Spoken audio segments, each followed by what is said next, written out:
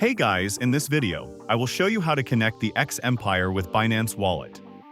Alright, so let's begin with the video. First open the X Empire on your mobile device. Once opened, here click on the wallet button as shown on your screen. As I already have connected my X Empire with Ton Wallet.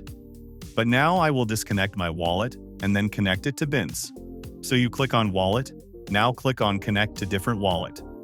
You will see that there are many wallets linked over here. So go and tap on View All Wallet. Here you will see that there are Bitget, Bybit, OKX, Binance. So all you have to do is to go with Binance Wallet. And so once you click on it, it will redirect you to the application where your wallet has been also stored. So that way you can simply attach your wallet with the X Empire application. So that's basically how you can connect the X Empire with Binance Wallet. So that's all for this video. Consider subscribing if you find it helpful, and I'll catch you in the next one. Thanks.